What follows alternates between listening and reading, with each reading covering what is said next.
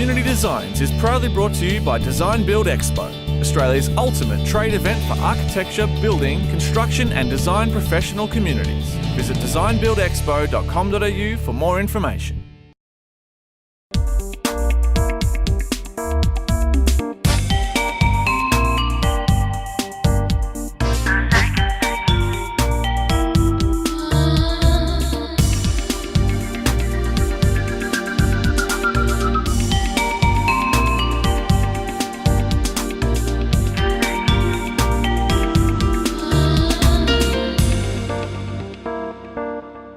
Hi, my name's Monique Woodward and this is a special edition of Community Designs. Today we're in Hobart. Let's go meet some of the people revitalising the city.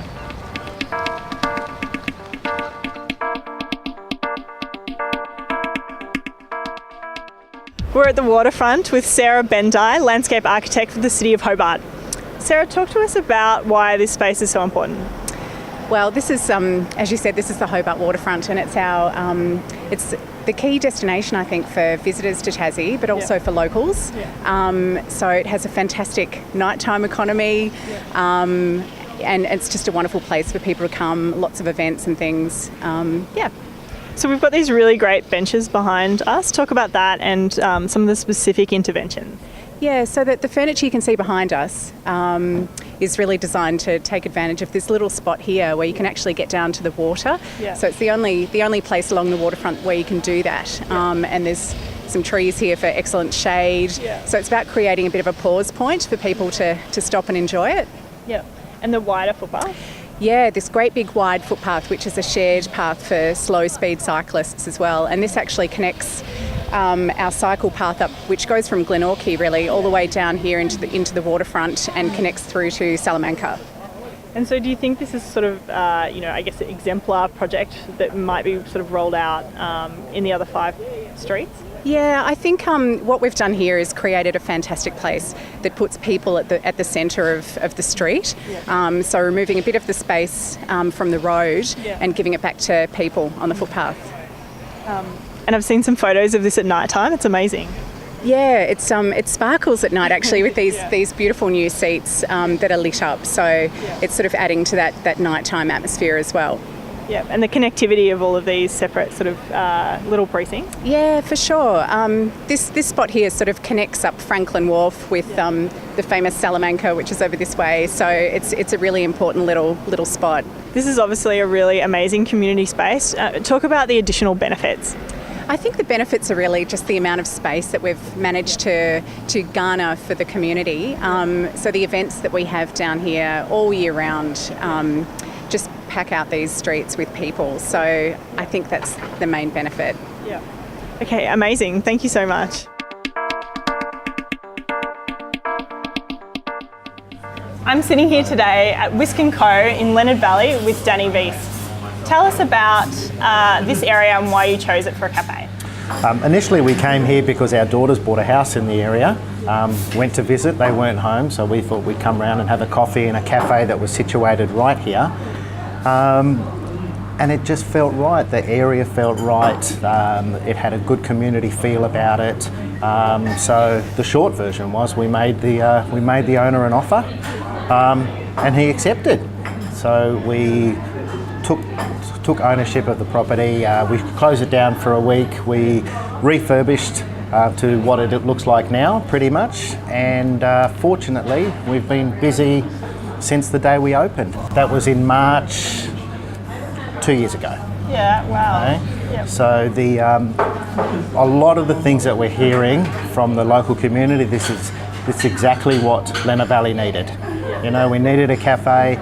We hear from the medical centre across the road that they've been here for 25 years and they're seeing people here that they've never ever seen before. The shops up the road, the Bella Mac, they now open on a Sunday because of the increased people that come into the area. So it's been a fantastic opportunity for everybody. And how did you get involved with the talks about the redevelopment? I was approached by one of the gentlemen from the Hobart City Council, I think it was Stephen perhaps, saying that they were having a little bit of trouble getting a group of people together to talk about this. So I invited all the owners of all the shops, all the business owners, to come out and have a meeting and decide what we could do and how we were going to do what we could do. We decided to do a big street party here, and all of a sudden we were telling people what we were doing, and residents in the area said, what can I do, how can I be involved? There's St Giles down the road, they organised to have Pippa Pig, I think. So Pippa Pig was here, we had face painting, we had somebody who owns Westland Nurseries come up and just donated his time and brought up a whole lot of trees and plants to give us the idea of what the place could look like with a refurbishment or an upgrade. The council were great, they put in a zebra crossing, Lenna Valley RSL came and did a sausage sizzle around the side. The weather was horrible. Oh, really? And we had hundreds and hundreds and hundreds of people here. So just the whole community feel was just tremendous. Yeah. And so the idea was that it was almost, to give an idea of what it could look like when it was. Yeah, absolutely. Yeah. And for us to have the opportunity to show council, if we were to do something and make this pretty, this is what we would get in return, and it's a great place for the local people to come. And so I heard sort of that there was a bit of competition between the different streets involved. There were 5 areas that were all vying for the upgrade. Yes. So everybody put on a street party. Yeah. The brief for us was it had to have that community feel. Yeah. So we invited community, and as we were telling people about it, again, more people said, look, I'm a designer, how can I help? And then we came up with a thing called Linger Longer in Lenna Valley. Yeah. We had t-shirts made, we had badges made, and everybody came and everybody basically lingered longer, and not only that, people are still talking about the lingering longer in Lenna Valley today. People are often talking about when's it going to happen. We're fortunate we still have meetings now every month with the council, so they're keeping us very, very involved in what's happening and how it's all progressing along. So when will it start? It will start in September next year, and it should take approximately 3 to 4 months. Yeah, wow. And so do you have plans to stay open during that time? Absolutely. Yeah. Absolutely. The only time we close for 2 weeks over Christmas is because I need a holiday. And so do all the team. Yeah. And so how many people attended that party, do you think? There were at least 400 people on the day. Lots and lots of kids. We had a jumping castle in behind the petrol station. It was just a great day. It was a really, really good day. And so what specific elements do you sort of imagine unfolding here? So what's the design for this street? They're talking about extending the footpath on this side of the road by approximately 2.5 metres. Yeah. That will give better access for the pedestrians walking up this side of the road. Yeah. Then we'll have some more seating, outside seating, which again, a lot of people will come here more so during winter, and then in summer we'll head down to Salamanca or down to some of the other areas. This will give them more opportunity than just to stay in Lenna Valley, linger longer, I guess. Then they'll have 1 row of parking and then a bike lane, right? And then two lanes and then parking again on the other side. And then of course they've got all the trees, zebra crossing, bus stops, and better, more disabled access. And so do you imagine you'll ever have another blow-up castle? Sort of a blow-up castle? Yeah. Maybe. Or sort of street party. I mean, we often talk about it. Yeah. The group of us who did get together and did put all this together, we often talk about maybe we should do another one. Look, it's just such a great community feel. So, maybe. It's very possible.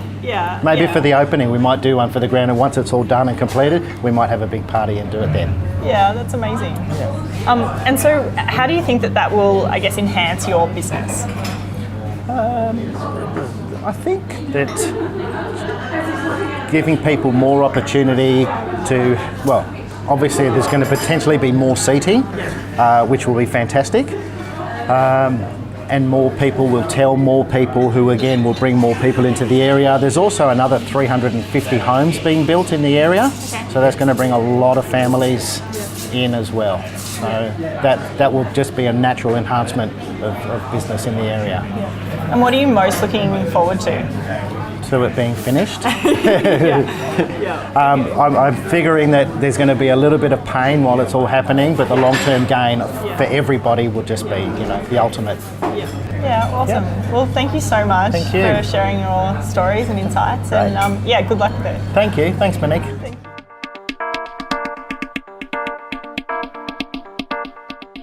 I'm standing here on Elizabeth Street in Hobart with Mark Painter, Director, City Infrastructure. Mark, tell us why we're here. Well, we're here because we've been faced with a number of local retail precincts that hadn't had any improvements for a long period of time. And so the community was starting to get, agitated. We were getting petitions that the community wanted council to come in and do something. And so then we decided, well, we could either just react to what's been put in front of us, or we could take a more strategic approach.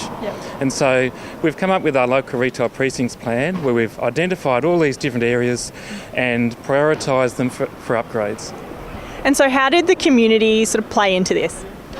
Well, we've put the community at the forefront of these improvements, because really, if the community doesn't want it, it's not going to work. And so we've tried to make sure that we can create communities for these places that aren't just places for people to stop and pick up a bottle of milk or whatever. They can stop for a long period of time and enjoy each other's company. And so how did you choose this street? Well, this street was chosen because it really is a dead spot in town. We've got the CBD at one end and we've got North Hobart at the other end, and in between we've got this dead spot where nothing really much happened apart from people walking and driving to work. But we could see that there was a lot of opportunity for improvements.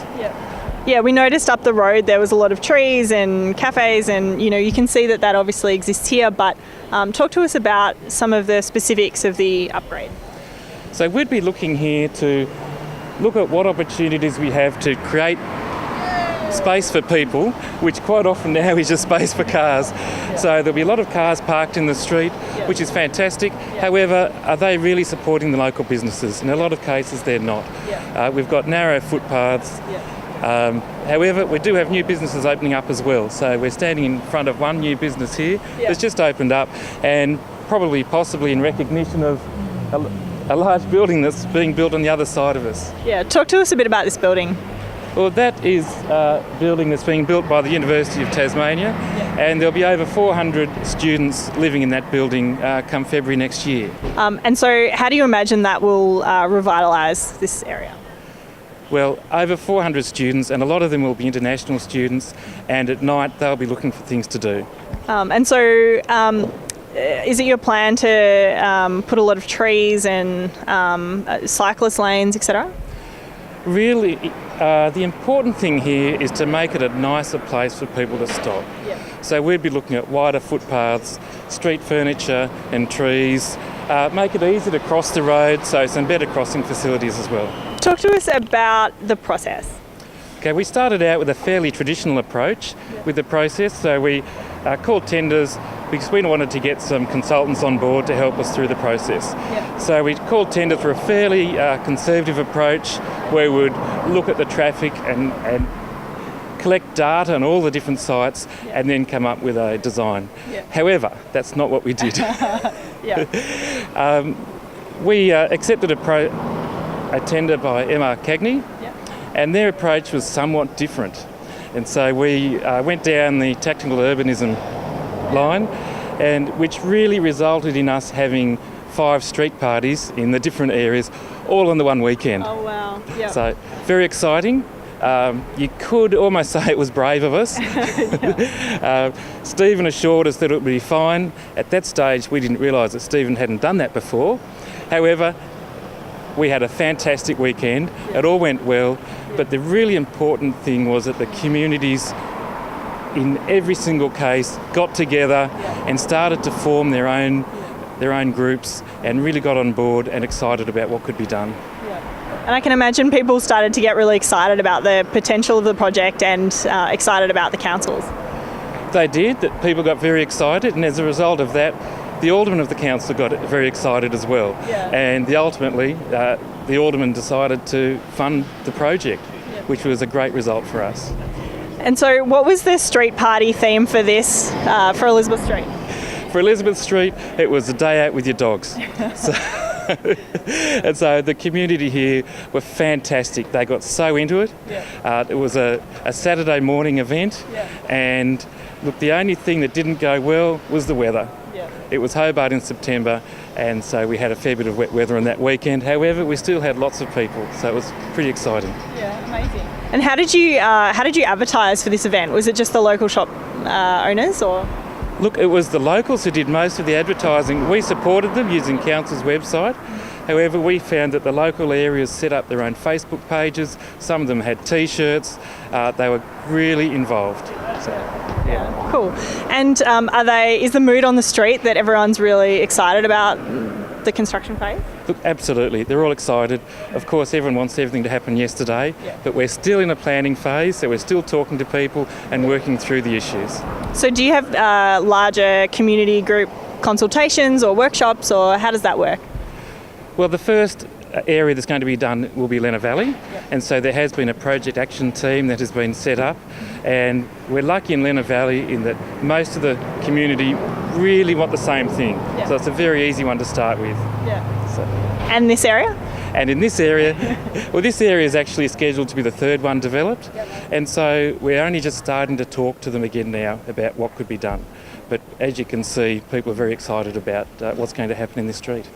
So talk about the specifics, the specific changes that will go on in this street.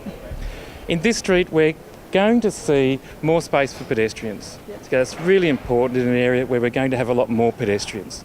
Of course, that can come at the result of a loss of other things that people value. So you could well see less car parking than you see here now. So that's something that we're going to need to go through with the community to explain to them the importance of creating a space for people.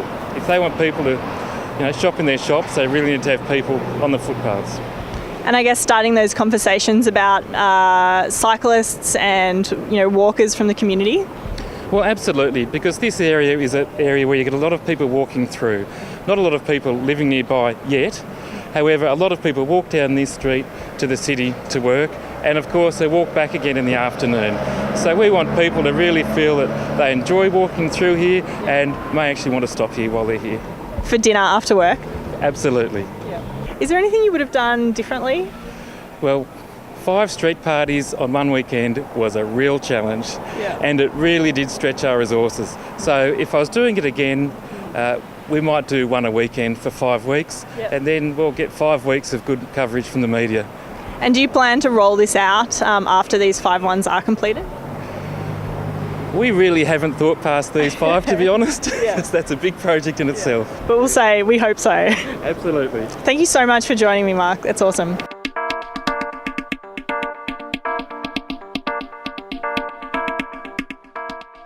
I'm standing in Battery Point, joined by Stephen Burgess from MR Cagney. Stephen, why is this place so important? It's a very important place to the city, and you can just tell by looking at it how special it is architecturally. And one of the things we were trying to draw out in this project was to get people not to just appreciate the buildings at Battery Point, but to appreciate the street space in Battery Point. It's a bit of a shame to have all these buildings and all the activity sheltered inside and not being able to enjoy the streetscape as well. This is the public space. This is the part that the public owns of Battery Point, and it's frustratingly short of its potential and has been for years. And just this ongoing thing about whether it could be commercialised, could we open it up to more people, or should it just be the really quiet little residential enclave that it's become, full of these very special buildings. And so we gave it over to the community, said, look, would you like to try something? What could you do? What could we do? How could we make it more interesting, more alive? And look, these guys came up with a pretty good concept. Which was? Well, they decided to close off a little bit of a side street and open up some more public space, and they basically put on a street party. And it did draw people out of these houses, and they walked from a little way away. But of course, it caused a tiny bit of friction, saying, what are those guys doing making all this noise in my beautiful, picture postcard street? But it did open up a few avenues to say, well, maybe there is something we could do with this space and give it over to the people to use. And look, they got a little bit competitive. They wanted to have a better street than some of the other, and of course they had that natural architectural advantage that the buildings are so beautiful. And they put on a great event, and people walked from miles around, and I think that was the thing that surprised people, saying, well, you can't have any commercial buildings in Battery Point, any restaurants, any bars, because there's nowhere to park. But of course it's close to the CBD, and people walked. And they walked, got to see the street in all its beauty, daytime and nighttime, because you're walking, you appreciate it more. They met other people in the village. They got to see people who actually didn't live very far from them, but they'd never seen them before, because they get out of their house, into their car and drive to places. But getting them out walking, and I think they got to see the street in a different light, which was good for everybody. And what is the demographics of the residents? It varies a little bit. Slowly but surely, some of these really expensive houses, people are starting to rent them out to, a different generation of people to get some income stream. And it's led to, the hipster generation have given Battery Point a bit of a try. It's close to the city. A few of them get into one house, and it's kind of more affordable than they thought, because they don't have to buy a car. They can walk to different stuff. And I guess it's leading to a bit of a dichotomy in the current demographic, but more and more young people are starting to enjoy this space, and it'll be interesting to see if that is one of the triggers that turns Hampton Road into one of the great eat streets of Australia, or it's kind of always suffer that am I or am I not a residential street, or a place where people gather and spend money and talk and celebrate. So what are the specifics of the plans for this area? Well, the plans for this area the plan that they tried out was that they were going to close off one of the side streets and create some public space in front of a public building. And look, it worked fantastically. People came from everywhere. But closing a street, radical's probably not the right word, but it is quite an adventurous thing to do. And access is a premium when the streets are so narrow and it's not a perfect grid, so closing one off can cause some issues. So, it did cause a tiny, angst is probably too strong a word, but people said, look, we love that event, but we don't want it to be like that all the time. And maybe it doesn't have to be. Maybe they can, adjust their scheme slightly to say, look, every second Thursday and every Saturday we'll do this, and we can use the rest of the time it just goes back to being a street again. And of course we've all seen places like that, and they work quite successfully. So that could be the future for Battery Point. And so what are the conversations like at the minute? Are there sort of workshops planned, or Oh look, I think they think they're a little bit safe at the moment, as in, look, we tried to have a party, it was a great party, and that's over and done with. But as I said, there's that underlying, not youth, but slightly older than youth culture, who want to eat at some nice places in walking distance to some, CBD located houses, and there's a market pressure there. So it won't be able to duck that pressure forever. The market will come up with some scheme, and it would be great if the community would lead that, rather than sort of be dragged kicking and screaming in that direction. And I think, trying that temporary street closure space out and opening them up to different uses might just be the thing that says, actually, this is not as bad as I thought, and people come and visit me, and this, so, my street space has now become part of my life, not just how I drive to my house. Because it's an amazing location where we're standing. There's the mountain obviously there, and then the water there. What's not to love? And it's just a shame that the public part of that space just doesn't get used, except to park cars. And we've seen a few pedestrians, but the CBD is just there, the waterfront's just there. You'd think there's an opportunity there. I mean, the rocks in Sydney springs to mind, that it could be a great walkable place where, this could be providing lots of jobs for Hobart people. And so was there a theme for this party? I think their theme was lounge room in the street. So they grabbed some old carpet and they closed off the street, and I think it was the old carpet from Parliament House, ironically enough, that they used to line the street with. They put a nice couple of fire pits in there. Several people knew several people who had gin stills and breweries, and it was a genuine party. I guess in that sense it was a bit more pop-up than tactical, as in they didn't necessarily try out what they wanted, they just wanted to show the council that they were connected to a community as well. And they did prove that, and we got some data. People were walking from quite a long way away to get to this spot because it is so special. So I think there might be something in that to think about, as in, if someone wants to redevelop some of these houses into restaurants or bars or, whatever it turns out, you don't have to provide a lot of parking. People will walk here and they'll enjoy the walk. Do you want to talk about your involvement and the key players? Well, the key players in this case were just I guess it's the same with all types of street committees, but there were a few very determined people, and they did get a bit competitive. They knew that there were other streets that were putting on events at the same time, and they wanted to have the best fun. So they went to all the trouble. They got some quite well-known, the name's going to escape me, some quite well-known local musos to come and play at their event, as a gin still, 2 breweries and a couple of local restaurants set up pop-up places, and a beautiful lounge room setting. And look, they did a great job. And to be fair, we were allowed to back away from that and say, look, it's up to you. What do you want to do? And I mean, the first plan was quite elaborate. It took in about 4 streets and 2 intersections. I said, look, you've got a day. What do you think you can do in a day? And they came back with a nice modified scheme, and they owned it, and I think they got their own Facebook page. They did quite a few interesting things, and they filled the joint, so it worked. Yep.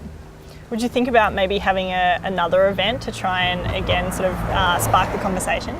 I definitely think that this would be one of the places where they could have an annual or biannual, just to get things started and say, look, and people get used to using that space in a different way. I mean, I can imagine that some of the people living in that extremely quiet street that sees 10 pedestrians a week, all of a sudden having all these people turn up and that's a little bit of a rude shock. I mean, notwithstanding they probably participated in the event, it's still a lot of things happen at once. So, we have to nurse this location into its new future, I think, to take advantage of what's here. Yeah. So what's your favourite, out of the 5, what's your favourite location? Look, I think the Newtown location, just because they came up with such a bold scheme, I'd love for them to be rewarded. They work so hard, but I mean, they've all got the potential. I mean, if we could get this street going, people will, it will be a national significant street. But, all those communities really got together and worked hard. So, I mean, they all deserve to have some reward. They proved to us that their communities still care about Main Street. They're not just driving to shopping centres. They want to have a local gathering space, and I'd like to see them all be rewarded. Yeah, thank you so much. Celebrating another design gem of Hobart, this gorgeous project by Room 11 was too good to pass up.